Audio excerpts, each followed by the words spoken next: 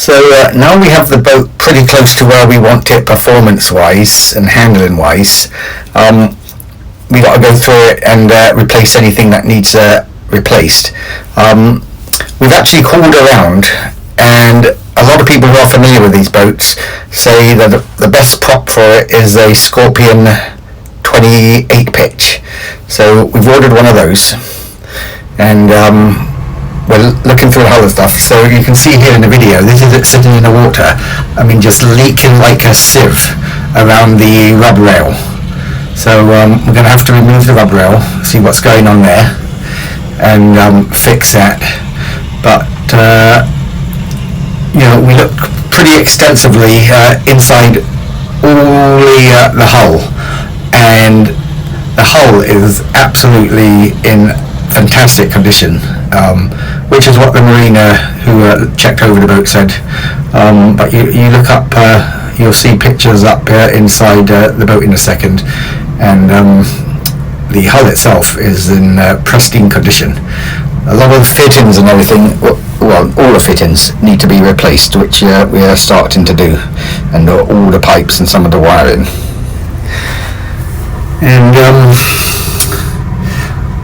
yeah, although the boat's going to end up being quite expensive, which when Max buys a boat, that's generally always the case, because he always likes everything to be really new and updated, and to make it perfect.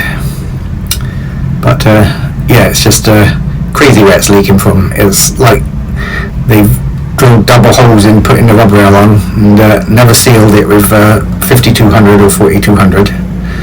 So that's not good, but an easy fix.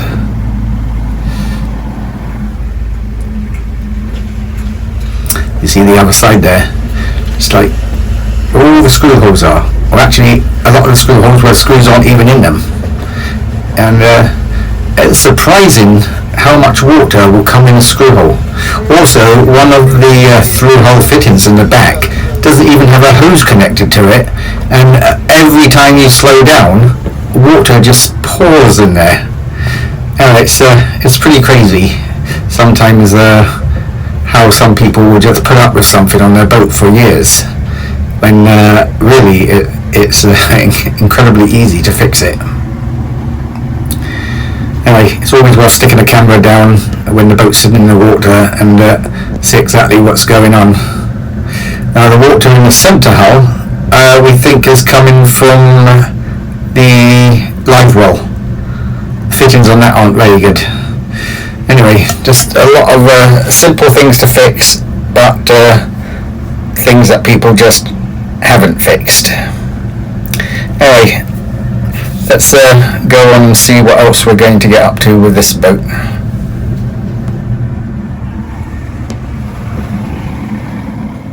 You can see how nice the hull is inside. It's actually quite surprising it's as nice as it is, but it's a good thing.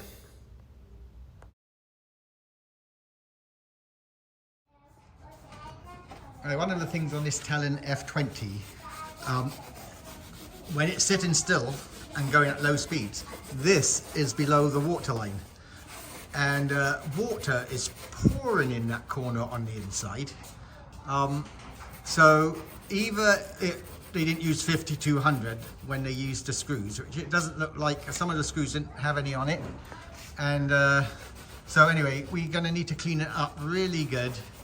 Re-5200 the seam as best we can, and then 5200 the screw holes, and that should eliminate water coming in the seam there. But yeah, simple solution, but amazing that you can see where they've got double holes here in a lot of places where there's not even screws in. So anything that goes underwater, it's allowing the water to come in. And also there was some water coming in some of these, so we'll probably replace these as well. Maybe not straight away, but we'll 5200 them and then replace them. Maximilian's already got a new brass fitting we've taken out there, which was leaking. So we'll put a new brass fitting in there, and that should solve the water coming in. This has got a lot of through hull fittings for live wells and bilge pumps. Bilge pumps, etc. Because it's got 3 hulls, you need at least at the very minimum 3 bilge pumps, probably 6 bilge pumps, so you always got a backup in each hull. Anyway, slowly Max is getting everything replaced on this. He's got a new hydraulic pump coming for Power pole. Yep, the power pole. Yeah, I'm not 100% familiar with all these terms on these boats. Yeah, I'm actually probably gonna put that in today. Yeah. And he's got his all his stuff on his dash sorted out. A beautiful GPS system for his fishing. Nice radio system. A holder for his cell phone. So it's coming along. And I guess he'll have a sea deck done on it fairly soon. So should have some great fun fishing out of this. Yeah, I might have to rethink that sea deck. For a boat this size, I can actually call it deck it because I want something a little firmer than sea deck. About $6,700 I think I was quoted. Wow, that's crazy. So I haven't quite decided what brand I'm going with yet. I'll probably end up doing it, but it's a little bit more than I remember. Do you even need sea deck?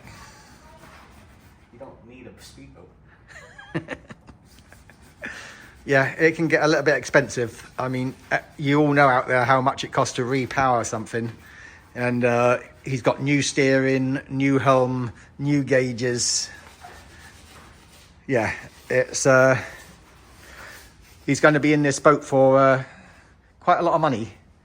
But he will probably keep it for a very long time as well. This is kind of the optimum kind of inshore and close to shore boat you can get for him. So it'll be a lot of fun for him and he'll get a lot of use out of it. And he's got his cigarette boat for offshore fishing. So he's got the best of both worlds of these two.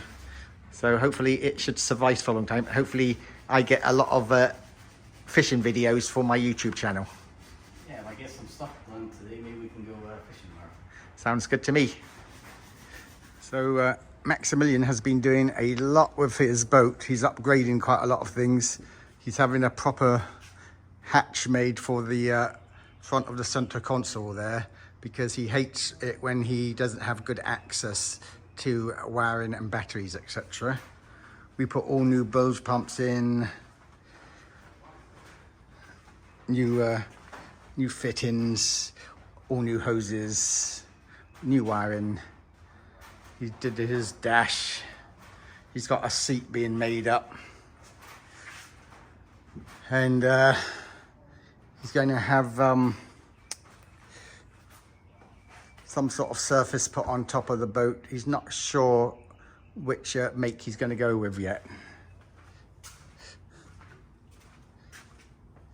We took the rub rail off and resealed underneath that. So it should have stopped leaking. And it's coming along quite nicely.